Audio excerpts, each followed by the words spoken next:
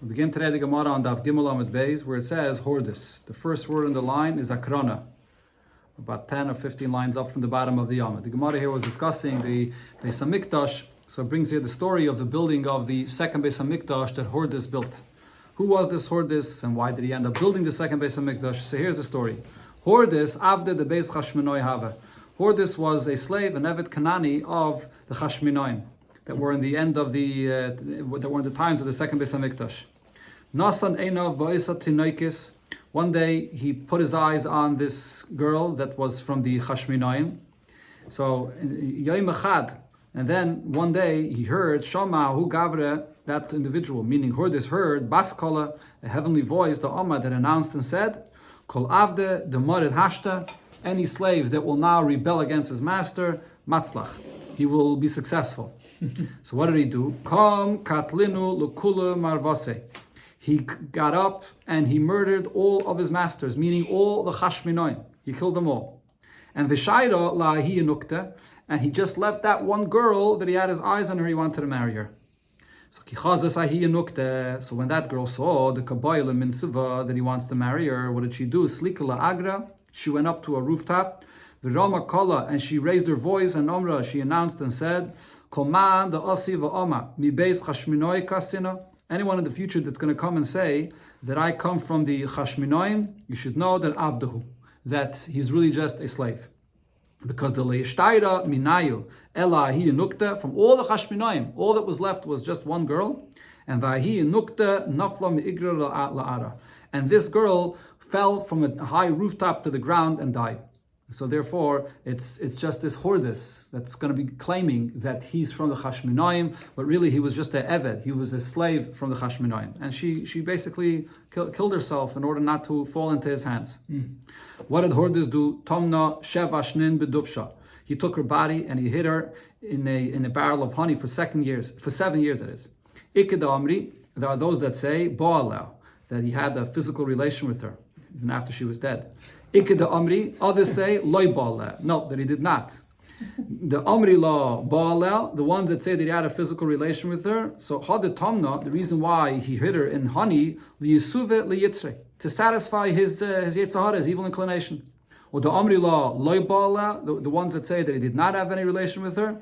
Hadet Tomna, the reason why he hid her is ki heichi the naimru bas melech nasab. So people shouldn't see and know that she died. And he can then go claiming that he married the daughter of the king. He married from the Chashmonoim. Then later on, what did he do? Omar Hordis said, Man Darish, who is the one that expounded the pasuk where it says, Mikerev achecha tosem alecha melech. Only amongst your brothers should you appoint a king, meaning that the king of Yidden has to be from a Yid. Can't be from an Evet Kanani. Evet Kanani is, to some extent, has halachas like a Yid. He has a bris milah. He's chayiv and mitzvahs like a woman. But the pasuk says mikarev achecha, only from your brother. So who's the one that darshans that it can't be an Evet Kanani that can be a king? Rabbanim. It's the sages that say this. So then, in order to establish his kingdom, kam katlinu lekula Rabbanim. He got up and murdered all of the chachamim in his times. Shavkei lebava ben Butta. He only left Bava Basra in order to be there to advise him and to help him. Lemishkol Eitzimine, to take counsel from him. So Ahadale Klile de Yaili, he put this kind of crown with that had thorns in it, or the porcupine hide on his eyes, and and it poked out his eyes. Yom Echad, so now he was blind. So one day, Bava Basra was blind. Asa v'Yosef Kamei. So Hordis comes and sits in front of Bava Basra, and Omar, he said, Chazim mar hayavde bisha. Did the master see this bad servant, what he did here? My kavid. Amalei, my avidle. So Bava Basra says to Hordis, what should I do for him? Amalei, nelat yema. So he says the master should curse him. Now he's sitting in front of Bava Basra. This was Hordis himself, and Bava Basra is blind. He didn't realize who he's talking to. So he says he should curse him. Amalei, so Bava Basra answers, but Ksiv, the pasuk says, Gam b'madoacha melech al tekalo, that you should not curse a king. So I can't curse him. Amalei, so Hordis tells Bava Basra, Hailav melechu, he's not a king. He's not fit to be a king. He's just an Eved. Amalei v'lehevi asher ba'alma. Even if he's just a rich individual, l'ksiv u'b'chadrei mishkavcha al tekalel asher. Don't curse someone that's rich. So I said to him, "V'lo yehei ela nasi." Again, this is Bava Basra continuing that he should only just be, even if he's just a nasi, a leader, ksiv and nasi ba'amcha lo yisayir. A nasi amongst the people, you should not curse him. Amalei, so Hordis answers him and says, but that's ba'isa ma'isa amcha. That's someone that's following and doing what your people are supposed to be doing. V'hai la ba'isa ma'isa amcha. But this individual Hordis is not doing what your people are supposed to be doing, so you should be cursing him. Amalei, so he says to him, Bava Basra answers him, Mistafina minei. I'm afraid of him. I'm afraid of him and I don't want to curse him. So according to the Bach, the Gemara, you have to add in over here, Ikke inish teshama milsa va'ozla meidele. He's afraid that word will get back to him, so therefore I'm not going to curse him. Amalei, so Hordis says to him, don't be afraid. Leke inish the ozl. There's no one here that will go the lemele that will tell Hordis that you're cursing him. Da'ano va'at yesivna. It's only me and you that are here. There's nobody else here. Amalei, so Bava Basra says to Hordis, but Ksiv, the pasuk says, Ki oif hashamayim yeleches hakayel obal knafayim yagedavar. A bird and with one with wings will bring the voice to bring the what was said over here. So I can't curse him. And after this entire conversation, and Bava Basra does not realize that he's actually talking to Hordis himself. Amalei, Hordis tells him, Anahu, I'm Hordis. You're talking to him. If I would have been aware that the Chachamim was so careful with me, with my honor, and they wouldn't curse me, and they're afraid of me, I wouldn't have killed all the Chachamim as he did. He only killed them because he thought that they would be a threat to his kingdom. But now he sees that he made a mistake. So now Hashte, he asks Bava Basra, Mai Takante Dahu Gavra. How do I rectify what I did here? What's the takana of this individual referring to himself that he killed all the chachamim? Amalei, so Bava Basra said to Hordis, Hu kava oire shalaylam. He, Hordis, extinguished the light of the world, all the chachamim. D'chsev kinei mitzvah v'teira that the mitzvahs are like a candle and Torah is light, and the chachamim, which are the light of the world, he killed them. Yelech v'yasek ba'oire shalaylam. Go, and you should occupy yourself with the light of the world, which is the Beis HaMikdash. T'chsiv v'naru elav kol ha'goyim. That all the goyim flock to the Beis HaMikdash, and naru also is a oir, that it shines for all the goyim. That's one version of what he told him. Ikeda Amri. Another version is Chachi Amalei. This is what he told Hordis, that Hu Sima Einai Shalaylam. You blinded the eyes of the world, which are the Chachamim. D'chsev v'haya imei einei ha'eda.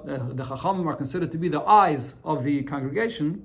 Yelech v'yisasik be'einai shalaylam. You should go and occupy yourself with the eyes of the world, which is the Beis HaMikdash. D'chsev hineni mechaleles mikdashi go'ein uschem machmad einechem. What's precious for your eyes. So we see that the term einayim is used regarding the Beis HaMikdash.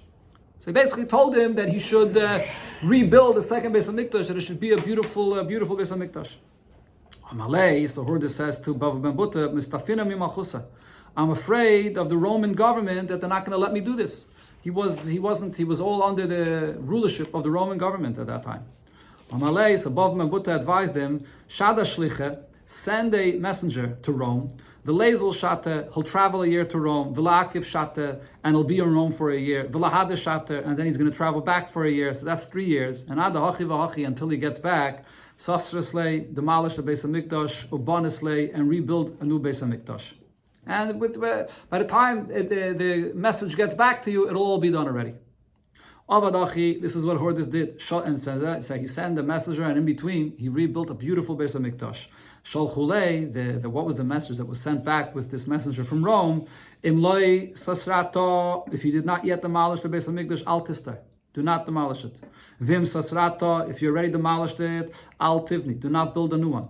Vim sasrata, huva nisa, if you already in this time demolished and built a new Beis HaMikdash, so they said on him, Avdi bisha, a bad slave, basa da avdin, after you do mismalchen, then you come and consult with us. Im zayna chalach, if you have your weapons with you, sifrach kan, your sefer, the book of your lineage is here with us. Loi raka, v'loi baraka, you're not a king, you're not a descendant of a king. Hordis avde klanya, your Hordis, which is just an embarrassed slave, misavid, you appointed yourself, you just made yourself free, and you made yourself a king, as the story here was, that he killed all the Chashmonaim, his masters, and he freed himself and appointed himself as a king. And Gemara explains the expression that they wrote to him, this term of Raka, that he's not a Raka or a Ben Raka, or Baraka. My Raka, what does the term Raka mean? Malchusa, it means kingdom. The Chsiv, as the pasuk says, Anochi Hayom Rach u'Mashuach Melech. So we see in that pasuk that Rach means anointed as a king. Or Vibaisema, another source is Mehacha, the pasuk says, Vayikara Lufanov, by Yosef, he was referred to as Avrech, and that's when he was appointed as the second to the king. Now, regarding this Beis Hamikdash that he built, Omri, it was said, Mi Sheleira Binyan Hordis, one that did not see this Beis Hamikdash that Hordis built, Leira Binyan Noami Yamav. He never saw a beautiful building in his life. B'mai Banye, with what did he build the Beis Hamikdash? So Rabbi said, Ba'avne Sheisha Umarmere. He built it with green and white marble stones. Ikadamri, others say it was three colors. Ba'avne Kuchle Sheisha Umarmere. Blue, green, and white marble stones. And Apvik Shafa, V'ayel Shafa. It was built, the rows were built, one row that was protruding, and one row was set in. It was like, that's the way it was designed. Kihechi, then a kabel sida. So there should be a place where you can put the lime there or plaster there. Now, after he built it with these beautiful marble stones, he wanted to make it even nicer. And Savar lemichpe, the Bachir says, or Misha, he wanted to cover it, plate it b'dava, with gold. Amrulei Rabbanon, the Rabbanon said to him, Shafke, leave it as is, don't gold plate it. Why? Because the Hachi Shapet Fe, like this it's actually even more beautiful. The Mechzi ki idvise de yama, because the colors, the different colors of the marble stones, it looks like the waves of the sea. That's the story of the building of the second Beis Hamikdash by Hordis. Now the Gemara concludes and asks him this. He did it in 3 years. That's what it says there, yeah. Pretty good. Massive, yeah. Bava bar Buta. Now the question is regarding Bava ben Buta. Heichi Yavid Hachi. How did he do this when Hordis was asking him, what could I do to atone for what I did, that I killed all the Chachamim? And he gave him the advice to build the Beis Hamikdash. How did he give him this kind of advice? Why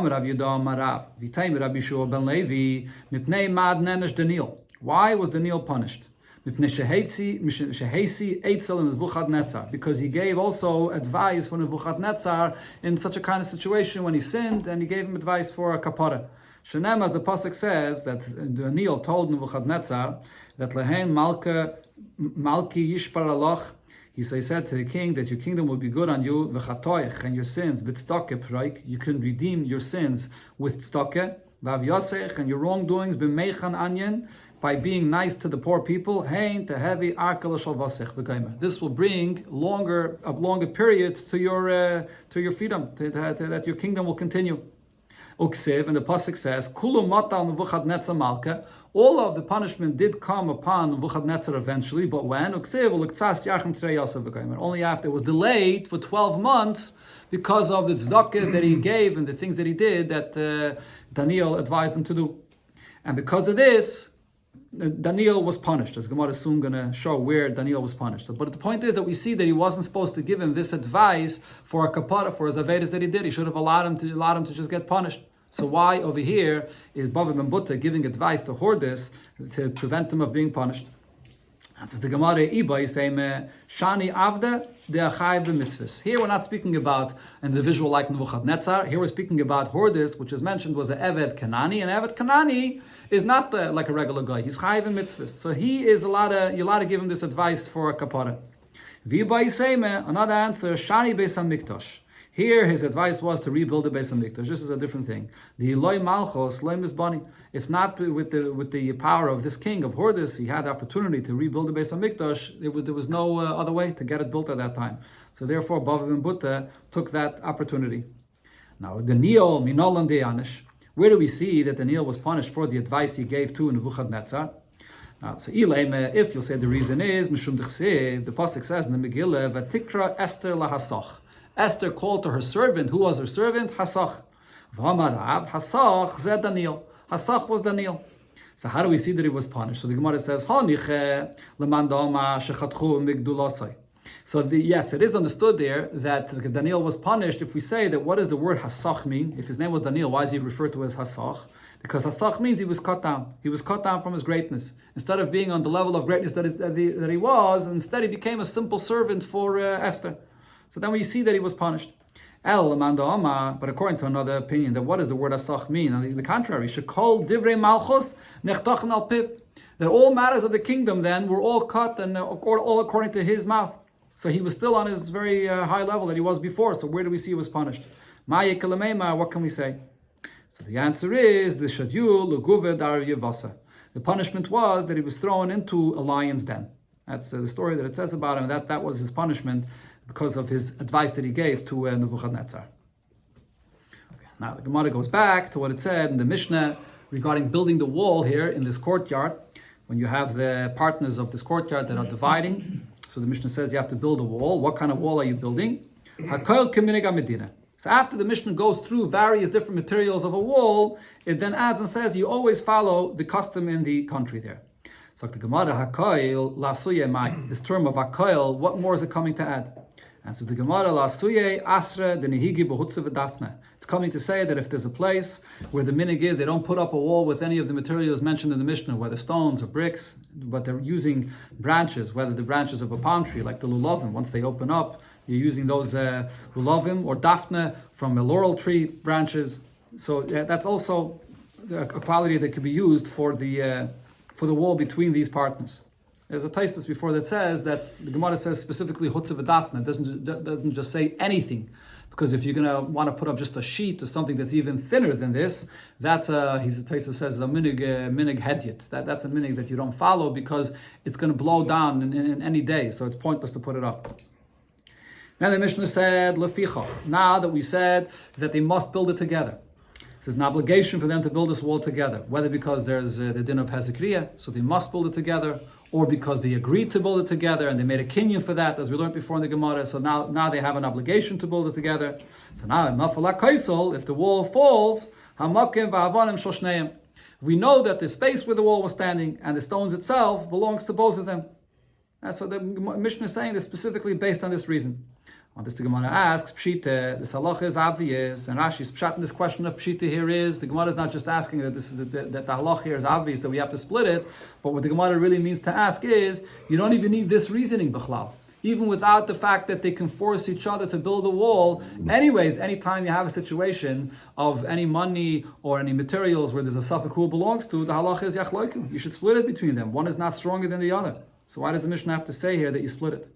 And says the Gemara Leitzriche, the din of the Mishnah is only needed in the following case: the nafal reshusa the chad minayo, where the wall fell into one person's property. Yinamin the paninu chad reshusa the day, or one of them cleared it into his property. So now the stones are on one person's property. So Mao the Taime, I would think to say that in such a case, Nahevi Ido Chametzi Mechavedo Yanolavarayat. Now that it's a one person's property, so he has the chazakah, it's in his possession. And if the other one claims that I have half of this avanim are mine, he's going to have to bring a raya to this. So therefore, Kamash Malon, the Mishnah comes and says that in this case, it's so clear to us that they built it together, because they're obligated to build it together, that when it's in one person's property, he has no chazakah over it. We still split it between them. This is Rashi's pshat in the Gemara, and many Rishonim. Taisus over here says that in the case where it fell into one person's property, there's still no need for the Mishnah to tell us the din that it belongs to both of them. It's still obvious that it belongs to both of them, because you can't establish a chazakah over something when there's already before a suffix, when there's already before we see that it was between them. So therefore Taisa says that what the Mishnah Gemara really means to say is that it fell into one person's property and it stayed there for a period of time. Shob Rishusei Habe. And it stayed there for a longer period of time, and the other partner didn't say a word about this. Now there would be a svara to say that he could say that why didn't you say anything about this? And that would be a raya that it's his, and therefore the Mishnah says, but still, nevertheless, the din of that they must build it together is such a strong raya that they must have built it together. Taisus calls it an anan sahadi, and therefore we say that we still split the stones between them. Then the Mishnah said, "V'chein begina." Similar, we apply to a garden regarding building the wall. Makim shenagu ligdar mechayvin. I say that in a garden, in a place where there is a minhag to build a wall, we obligate them to build this wall. And then the Mishnah mentioned regarding the bika, regarding the valley, as the Gemara will quote here. So the Gemara asks on this, "Ha gufa kashya." The Mishnah, there's a question here in the words of the Mishnah. Well, why? Because Amrit, first the Mishnah says, that in a garden, if there's a minhag to put up a wall, then we obligate them to put up the wall. So what do I understand from this? So if there's no minhag, if it's just a place without any custom, so in a garden, there's no obligation to put up the wall. Then what does it say in the next part of the Mishnah? Aval bika, but in a valley, mokim shenagu shaloi ligdar, if there's a minhag not to put up a wall, so then you don't have to put up a wall. What do you see from this? But if it's in a valley where there is no custom at all, that you will be obligated to put up the wall. So the question is, how could you say this? We already had before in the Gemara, between the garden and the valley, there's more reason to put up a wall in a garden than there is in a valley. Because in a garden, there's produce there all the time, and there's the issue of ayin hara, which you don't have in the bika, where there's only the grain that grows there in certain seasons. So if that's the case, if from the beginning of the Mishnah we see that when it comes to a plain garden where there's no minhag at all, amrit loi, so you could see from the Mishnah that you don't have to put up the wall, because the Mishnah says only if there's a minhag to put up, do you put up a wall? Now, stam bika mibaya. If so, by a plain valley where there's no minhag, needless to say that you shouldn't have to put up a wall. But you see from the seif of the Mishnah that only if there's a minhag not to put up, then you don't put up the wall in the bika. But otherwise, you do have to put up a wall in a valley. So the Mishnah here does something doesn't fit here. Amar Abaye, so Abaye says we have to know how to the punctuation of the Mishnah. You have to read it differently. This is how you read the Mishnah. V'chein stam gina. When the Mishnah says v'chein begina, so you have to stop right there. So too by a garden, you have to put up a wall, like it said in the Reisha of the Mishnah regarding the courtyard, the chotzer. And then when the Mishnah goes on to say makim shenagu ligdar, that's a separate thing. Ubemakim shenagu ligdar bibika mechayvin naisai. And when it comes to the valley, only in a place where there is a minhag to put up the wall in the valley, that's when you have to put up the wall. So the makim shenagu that it says is not refer back to the garden. That's already talking about the valley. And then the Mishnah goes on to say that in a valley, when there's a minhag not to put up, then you don't put up the wall. That's how you have to read the Mishnah. So Rav asks on Abaye's pshat, how could you read the Mishnah this way? Imkei my aval. Why when the Mishnah starts talking about the valley, does it say, but in the valley, what's the but? According to your explanation, v'chein begina period, so that's the end of the halacha of the garden, that it's the same like the chotzer. And then when it says makim shenagu ligda, that's already talking about a valley. So then when it says afterwards the valley, there's no reason to say aval. It's talking about the valley. So therefore Rava says a different shot. Hachi ketani, this is how you have to understand the Mishnah. V'chein stam gina. When it comes to the gina, the Mishnah is talking about just a plain garden where there is no minhag. Ke makim shenagu ligda dami. Every plain garden is considered to be like a place that there is a custom to put up a wall, and therefore we obligate him to put up the wall. That's what the Mishnah meant when it said that a gina makim shenagu. Makim shenagu means every garden is considered to be like a place where it's a minhag to put up the wall. Aval stam bika, but when it comes to any valley where there's no minhag, ke makim shenagu shaloi or shaloi nagu dami, it's like a place where there's a minhag not to put up a wall, and you're not obligated to put up the wall there. That's the correct reading of the Mishnah. So we see here the difference between the garden and the valley. Then the Mishnah said regarding the valley, where they do not have an obligation to put up a wall, elim ratza, if one of these neighbors here or partners wants to put up a wall, so he could put up the wall himself. So he builds the wall in his own property, and then he's going to have to put up on the top of the wall a chazis, which is a siman, a marker that he is the one that built the wall. So the Gemara explains, what is this siman? Ma chazis, what is the siman of the chazis? Rav Huna says, what you do is achbele lekarne levar.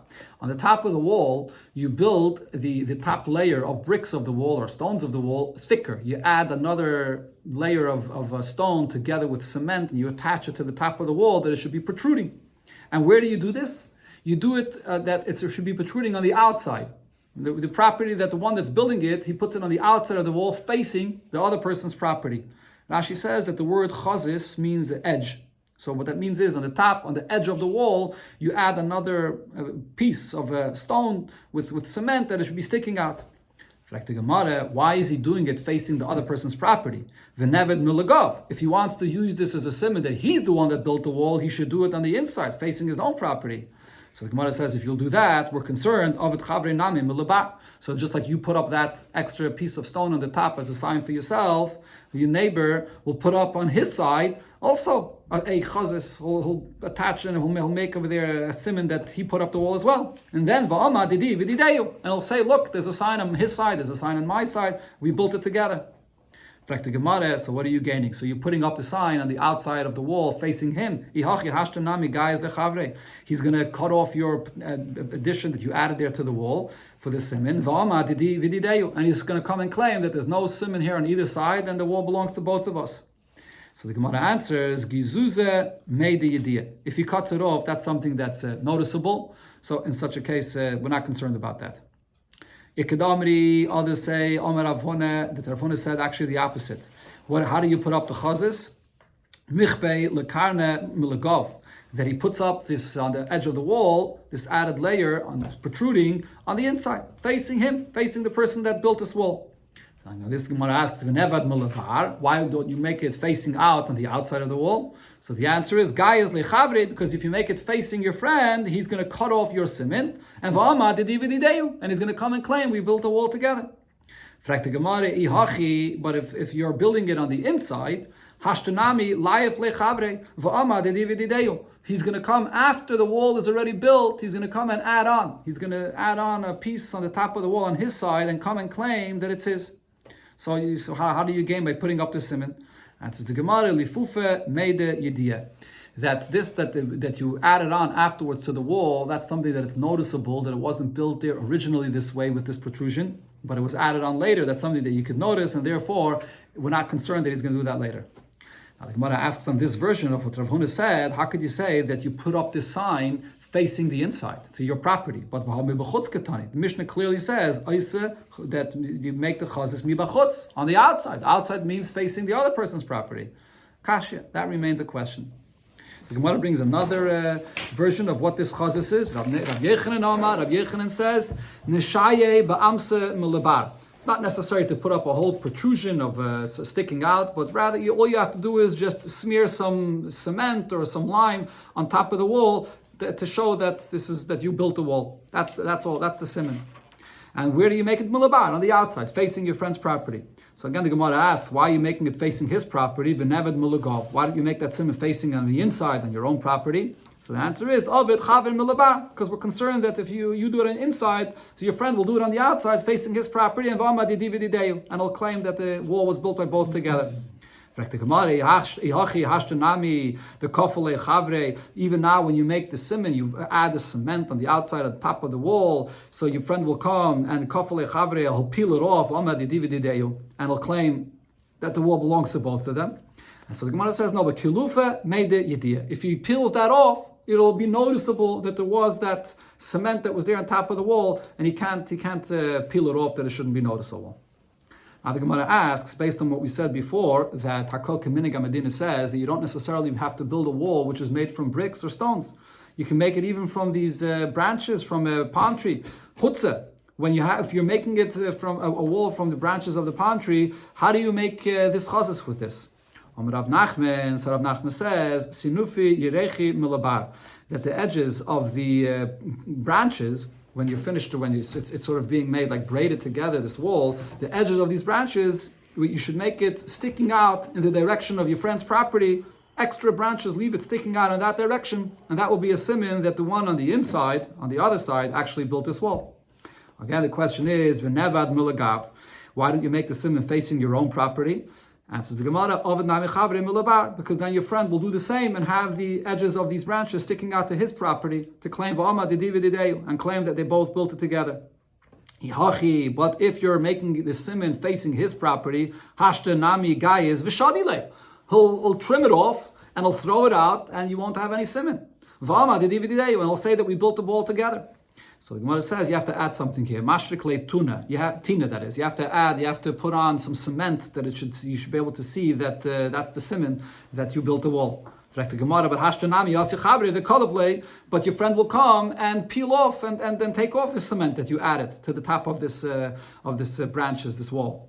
And so the Gemara in Akilufa made the idea. As we mentioned before, just like by a wall, if you peel off that cement that was added, it's noticeable. By this wall that's made from these branches, if you peel off the cement, you'll also see the leftovers of it. It'll be noticeable that there was cement there.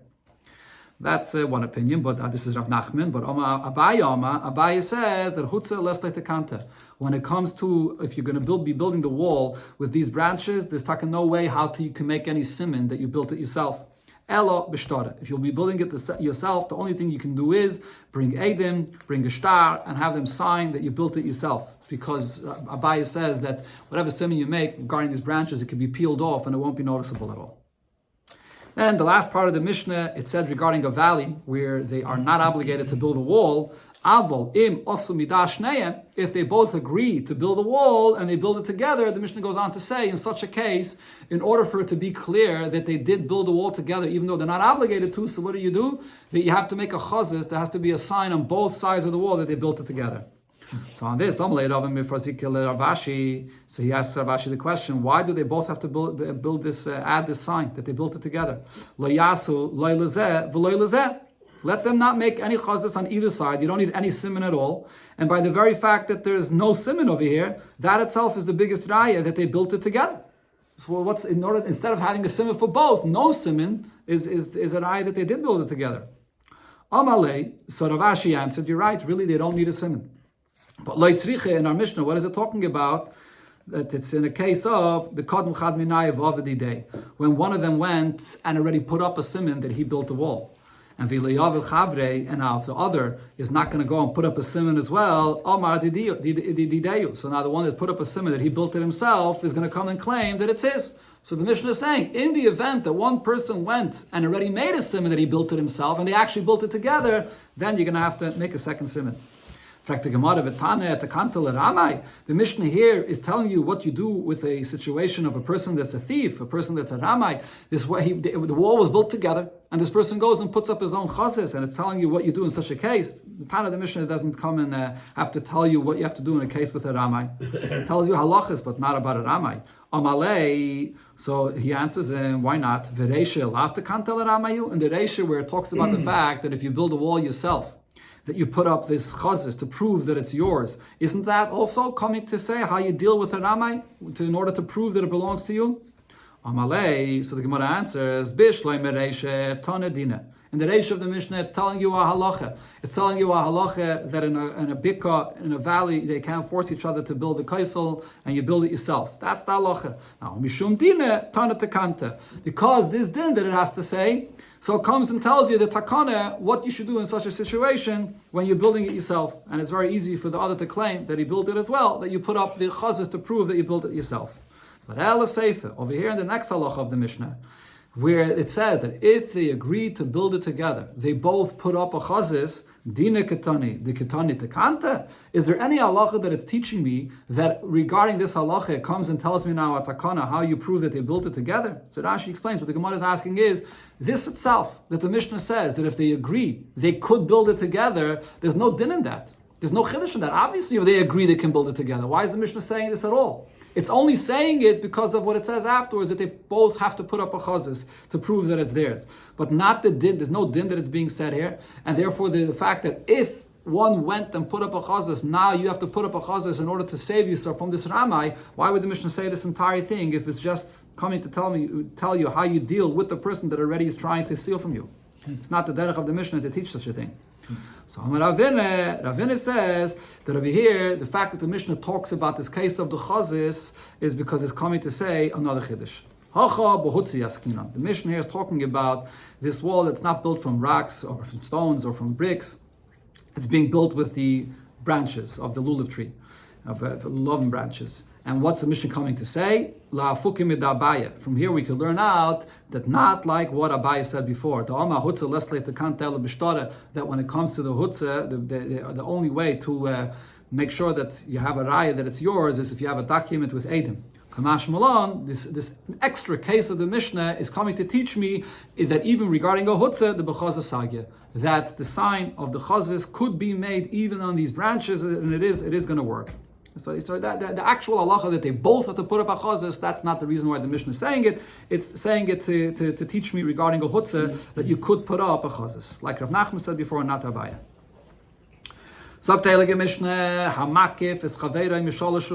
A person that surrounds his friend from three sides. So what we're talking about over here is there's a person that owns a property, and someone else comes along and buys three properties surrounding the middle property.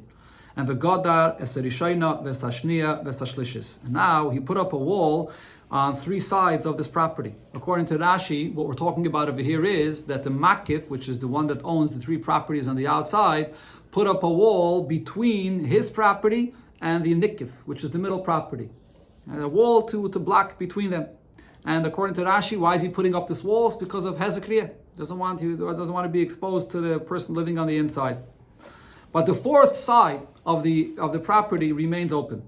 We do not obligate the person that's living on the inside, the nikif, to participate in the expenses of the wall that was built by the makif, by the one on the outside, even though he's benefiting from this wall between him and the one on the outside. But the one on the outside went and built it on his own. He didn't ask you, so you're not obligated to help him out with the expenses of this wall.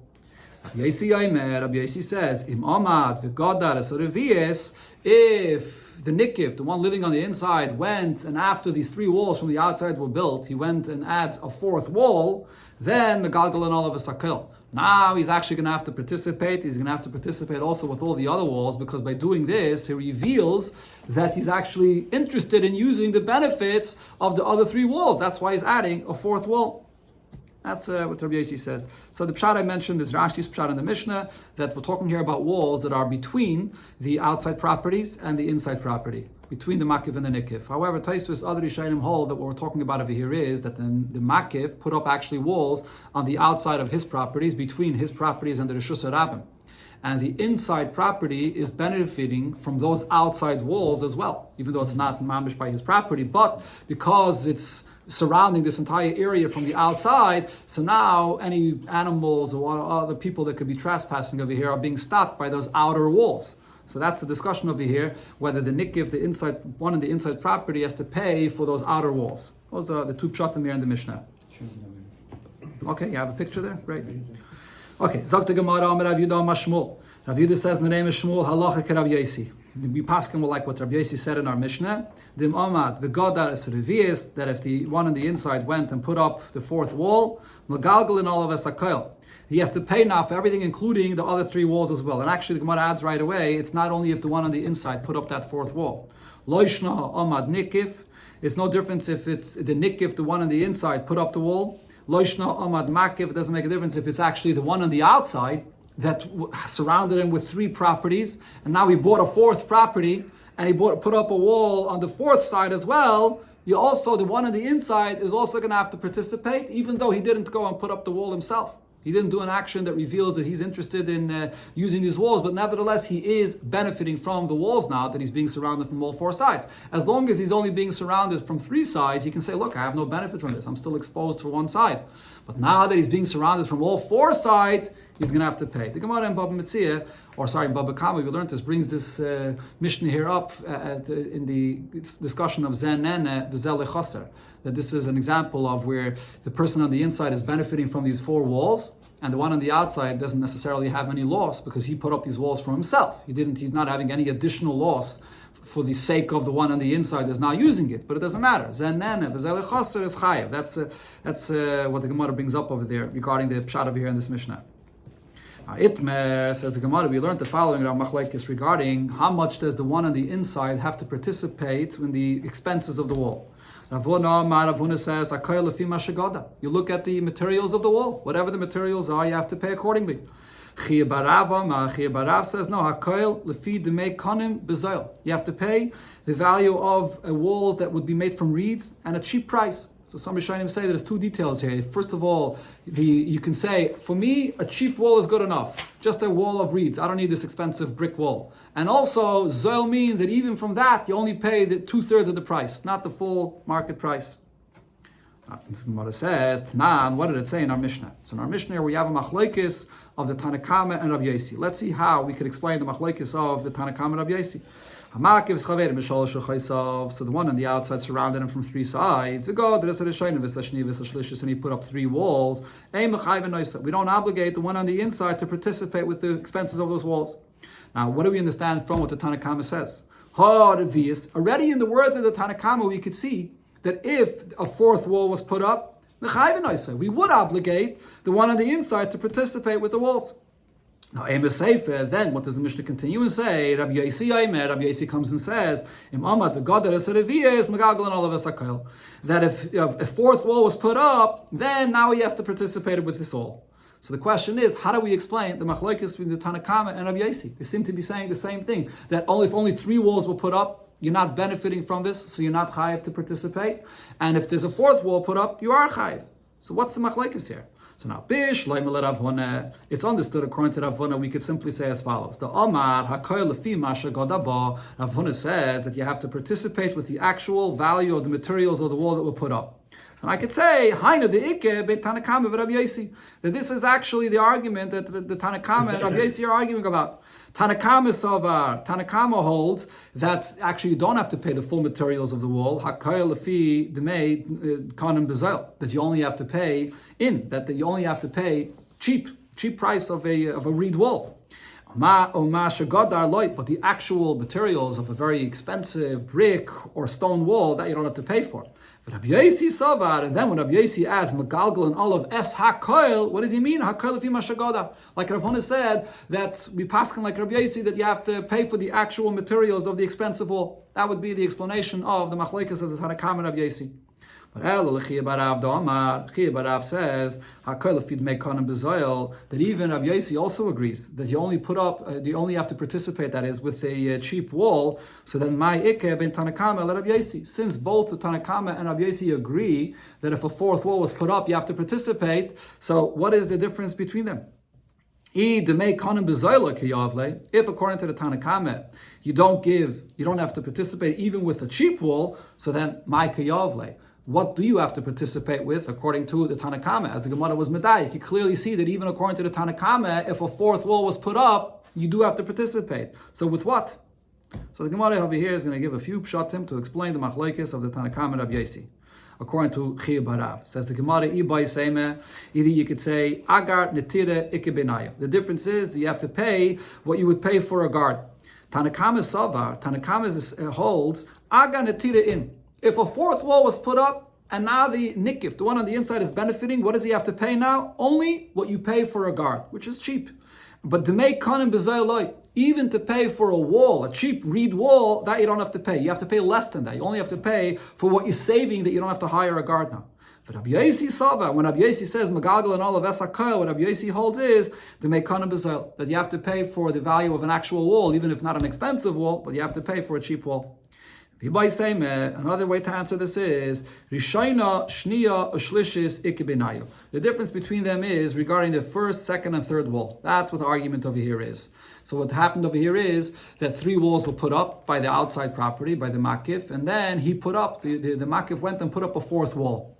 So now the question is, do we obligate the one on the inside that's now fully surrounded and benefiting from these walls, does he have to pay only for that fourth wall? Because it's only by the fourth wall that he got the benefit, or does he now also have to participate in the other three walls as well? Tanakama holds Revius Udiyavle. When the fourth wall was put up, so then the inside, the nikif, he's going to have to pay his part for the fourth wall. But for the first three walls, with that he's not going to have to participate.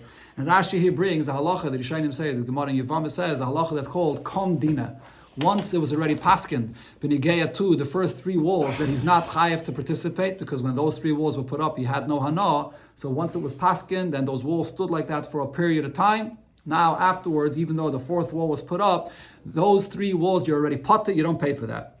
But for Rabbi Yosi Sava, when Rabbi Yosi says Magalgal and all of Es HaKoil, what was Rabbi Yosi saying? Rishayna Shniya Shlishis Nami Yavle. That you have to now participate and pay for all four walls, including the first three walls as well. Ibai Seim, the Gemara says, or we could say another explanation for this machlekes. This Ibai Seim, actually Rashi is not Gaitis. but the other Shainim are guided it, that Makif and Nikif Ikibinayu, that the difference between the Tanakama and Rabbi Yosi is who's the one that put up that fourth wall. Tanakama holds Taime the Amad Nikif the Magagal and all of Esakil. If it's the one that living on the inside, the Nikif, if he put up the fourth wall, that's when Rabbi Yosi says that he's not going to have to participate with everything. Because if he's going and putting up the fourth wall, he makes it clear that he's interested in using these walls. But if it's the Makif, the one on the outside that put up the fourth wall, so then you only have to pay him for that fourth wall, not for the other three. But Rabbi Yosi Savar, however, Rabbi Yosi holds, Rabbi Yosi is the one, according to this version here, Rabbi Yosi is more stringent, like we really saw before, constantly, that Rabbi Yosi is the one that's more stringent. Loishna Nikif or Loishna Makif, doesn't matter who put up the fourth wall, the inside or the outside guy, Im Amad Vigada Megalgal and all of Asakal. If now whoever it is got up and put up a fourth wall, you're going to have to pay now for everything. Another version, and according to Rashi, this is the only version we have here, this is what you guide is. Makif and Nikif, Vikibinayu. Like we said, the difference is who put up the wall, the Makif or the Nikif, but it's actually the opposite. Rabbi Yosi was the one that was lenient. Because Tanakama Sava, the Tanakama's opinion is, Im Goda Makif Saravias Nami Yovle, that the Tanakama says only if 3 walls were put up, does the Nikif not have to participate. If a 4th wall was now put up, it doesn't matter who put up that 4th wall, you're going to have to participate.